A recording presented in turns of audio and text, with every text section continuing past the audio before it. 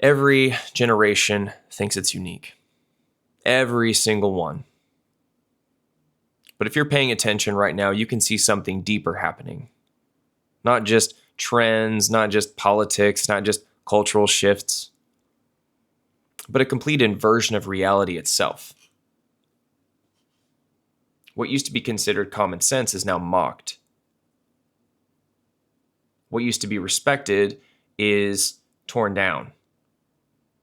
What used to be obviously destructive is now celebrated. And I don't know about you, but it feels like the ground underneath our feet is being flipped upside down. It's how our systems are structured. Man, the institutions that were supposed to build us up are hollowing us out. The food that we're told is healthy makes us sick. And the medicines that are supposed to heal us don't. In fact, a lot of the times they do the exact opposite, and they even trap us.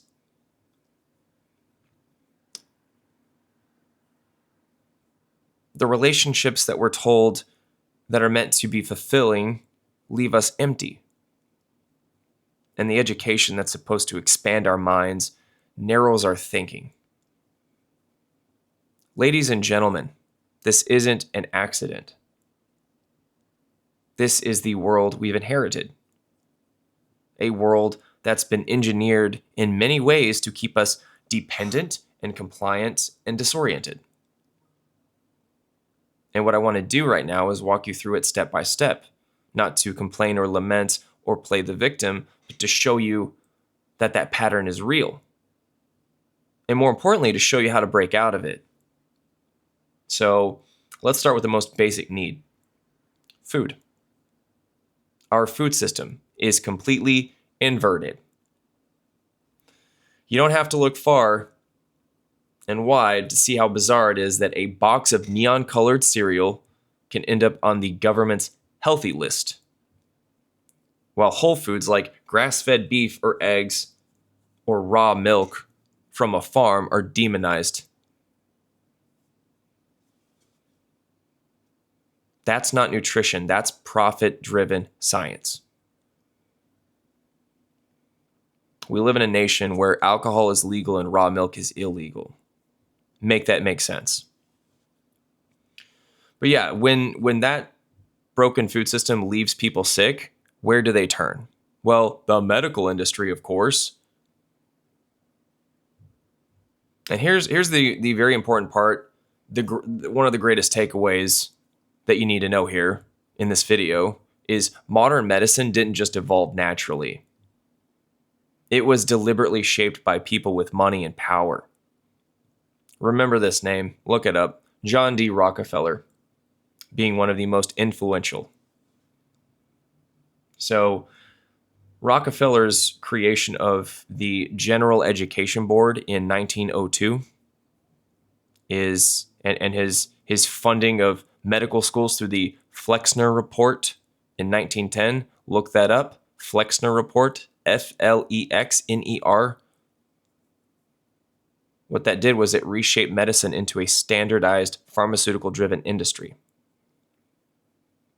What that means is natural medicine, holistic healing, and herbal traditions, things human beings had used for centuries and relied upon, that were tested and approved, were painted as quackery and systemically erased. And you might be asking, well, why? Because you can't patent a plant. But you know what you can do? You can patent a pill made from petroleum derivatives. You can do that. That's what they did. That's what he did. And by 1921, Rockefeller was funding the Columbia Presbyterian Medical Center, part of a nationwide movement to professionalize medicine, but with strings attached. Schools that wanted his money had to adopt the new model. And that new model is full-time faculty teaching research-based pharmaceutical-driven medicine. That's the origin of the system we live under today. It wasn't just about progress. It was about control. It was about designing a system that made us dependent on treatments rather than empowered through prevention. And you know what they say? An ounce of prevention is worth a pound of cure. But yeah, it's still structured that way.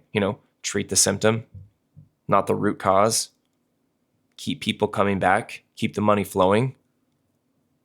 A patient cured is a customer lost. Now, that same thinking shows up in our work culture. There's another guy you might be familiar with, Henry Ford, right? Ford Motor Company. What did he do besides build cars? Well,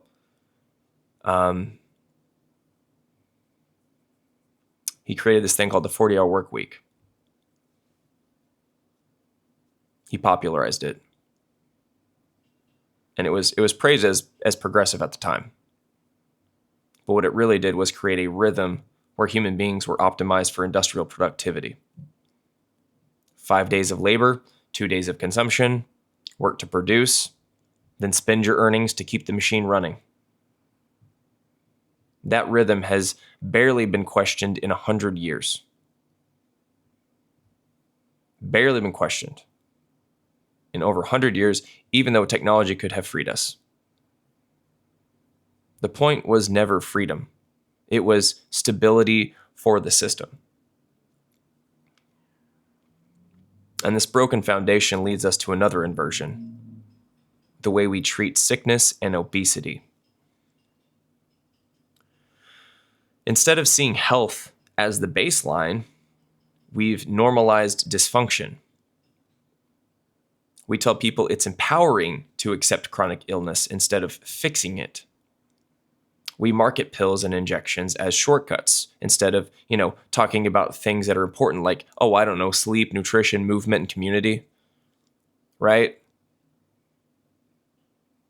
Obesity is not a moral failing, but it is a healthcare crisis. And the problem is not shaming individuals. The problem is that an entire system profits from keeping people stuck in cycles of poor health. The more dependent you are, the more valuable you are to these industries that are selling these treatments, these subscriptions, these products that keep you just functional enough, just functional enough to keep paying and needing their products. We shouldn't be celebrating sickness as normal. We should be asking why a society with such a vast amount of knowledge and technology seems to be getting sicker and sicker and more anxious and more fragile by the year.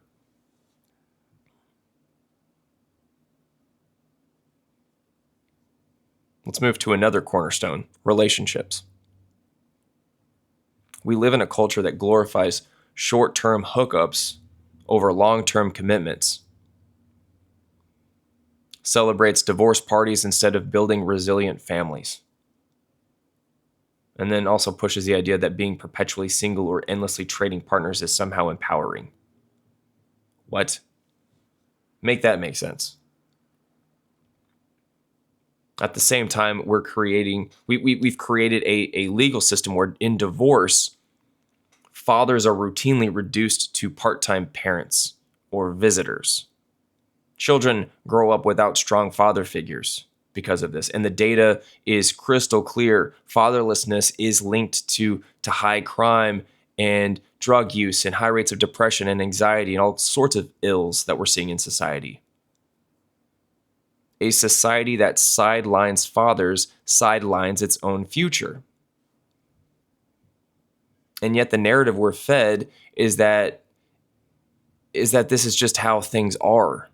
It's just how they are, What are you going to do? Just that, that broken families are normal, that it's fine to raise kids without balance. The reality is that it isn't fine. Children pay the price. Boys grow up without guidance, and girls grow up without protection. And cycles of dysfunction just repeat over and over and over and over. Now let's dive into division. Because if you want to further weaken a society, you don't have to invade it. Not a single shot needs to be fired. You just have to divide it by, race against race, religion against religion, left against right, male against female. None of this is speculation. This is exactly what the former KGB defector Yuri Bezmenov warned about back in, I believe, 1984 in an interview with G. Edward Griffin. Over 41 years ago. And at that point, he said that their goals were overfulfilled. So imagine how fulfilled they are now. But yeah, anyways. So he explained that the real weapon of the Soviet system wasn't espionage. He mentioned that only 15% of their resources went into James Bond style spy work, right? The romantic stuff that we see in movies. That was only 15%. The other 85% went into ideological subversion, which is a slow process of changing how a nation perceives reality itself. And so he broke it into 4 stages. And those 4 stages are demoralization, destabilization, crisis, and normalization. And the first one, demoralization, this takes 15 to 20 years, long enough to raise an entire generation. And what you do is you pump an ideology, the ideology of the enemy, into the soft heads of American students in the schools and the media and the culture until these young people lose their roots and lose their confidence and their ability to tell truth from lies. And once the demoralization process is complete, even when they're confronted with true facts, true information, they cannot process them. They can't process them at all. They're too far gone. And then the second stage, destabilization, that takes 2 to 5 years, where the economy, foreign relations, and defense are undermined. You create crises and weaken trust in institutions. Then there's crisis, which is a tipping point. It's often manufactured, and that causes chaos and fear. And then finally, the last stage is normalization. So that's when the new order is imposed. And so in the interview, Bezmenov pointed out out in cynicism of the term, he pointed out the cynicism of it. After the Soviet tanks rolled into Czechoslovakia in 1978, Bezmenov, or was it Brezhnev? That was his name. He said the situation in brother Czechoslovakia is normalized. He used the term normalized, which is it's a cynical expression. But does that sound familiar? I mean, look around. Do you think it's a coincidence that every debate in our society is weaponized into division? That people that were raised in the last 20 to 30 years often struggle to process basic truths? That we can't agree on the most fundamental realities of life? Division weakens us. Unity strengthens us. And when we're divided, we are easy to control. And then there's materialism. We've been sold the idea that happiness lives in the next purchase, right? The next car, the next house, the next phone upgrade. We are surrounded with more abundance than any generation before us. And yet, depression, anxiety, and loneliness are epidemic. Why? Again, why? Well, because possessions can't replace purpose. Consumerism feeds the machine, but it starves the soul at the same time. And if you've ever chased a purchase only to feel the emptiness return days later, you know exactly what I mean. You can buy a Porsche 911, a brand new Porsche 911. After 2 weeks, that's the new baseline. You're used to it, and then it's just whatever, The novelty wears off quick. But yeah, I digress. So this brings us to education, the system designed to shape how we think. Not how to think, but, what to think. But yeah, as I mentioned earlier, John D. Rockefeller and the General Education Board in 1902 pushed for standardization, not to create independent thinkers, but to mold obedient workers. He said, I don't want a nation of thinkers. I want a nation of workers. He was quoted saying that. So schools became standardized, uniform, and rigid. You got bells, schedules, rows of desks, all designed less like spaces of, learning and more like training grounds for compliance. If you look at a classroom, you can tell that creativity wasn't the priority. And questioning authority wasn't the priority either. The top priority was teaching obedience, repetition, and conformity. The exact traits needed for the industrial workforce in the 20th century. And when those students graduated, they stepped right into the system that mirrored what they had already been trained for, the 40-hour work week. Which, like I stated, Henry Ford had popularized in 1926.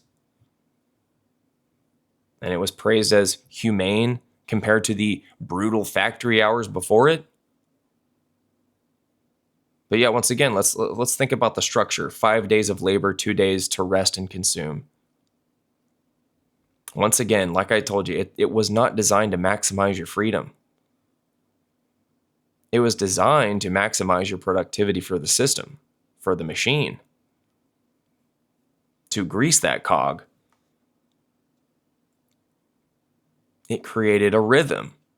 Spend your youth in school, where you're conditioned to follow bells and schedules, then transition seamlessly into a job where the same rhythm continues. Your labor fuels industry. Then your weekend fuels consumerism. And that cycle repeats over and over and over and over until you're dead. And that is what obedience looks like on a societal scale. The system doesn't need you to be free. It needs you to be predictable.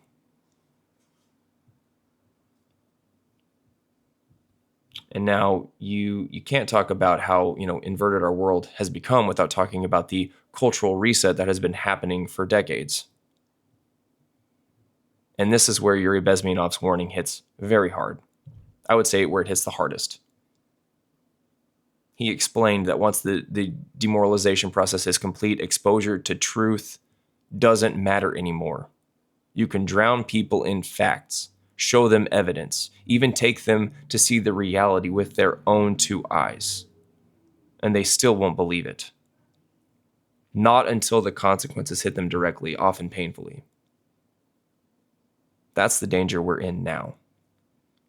Because when people have been trained to see lies as truth and truth as lies, they'll defend their own chains. It's Stockholm Syndrome. They'll mock anyone who questions the narrative. And they will cling to the illusions, even if their lives get worse. And then Bezmenov also warned that the very people who push for the radical change, the professors, the activists, the so-called useful idiots, are often the first to be discarded once power consolidates. Because once their role in destabilization is complete, they're no longer useful. And history shows this pattern over and over. The revolution eats its own. And here's the sober truth. America is not immune. Western civilization is not immune.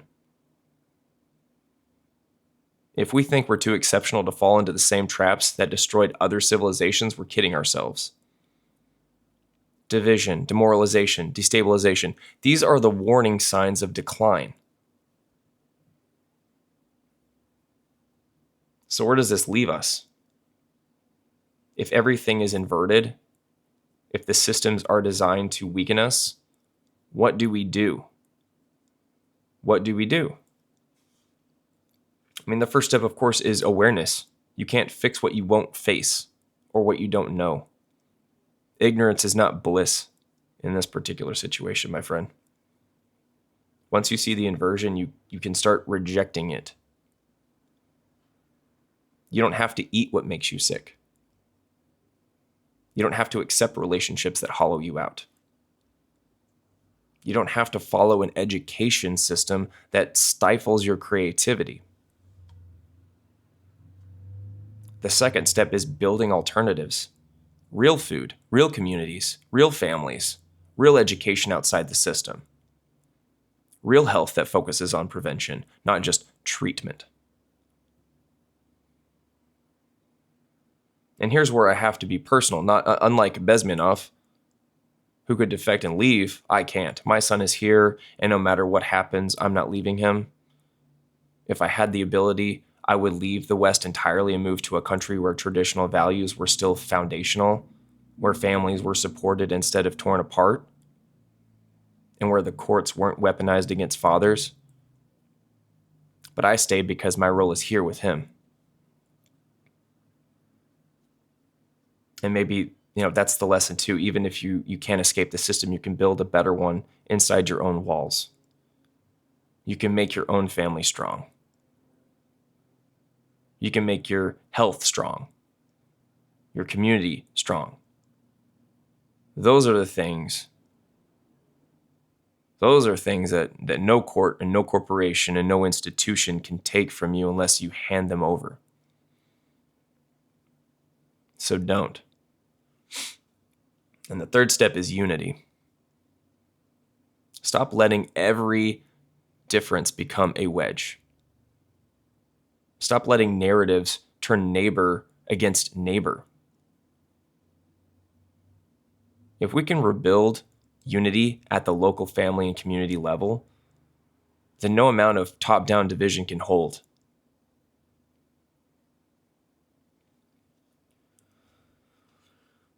The world is upside down, yes. But that doesn't mean you have to be. The world is upside down, but that doesn't mean you have to be. You can reclaim your health. You can reclaim your relationships.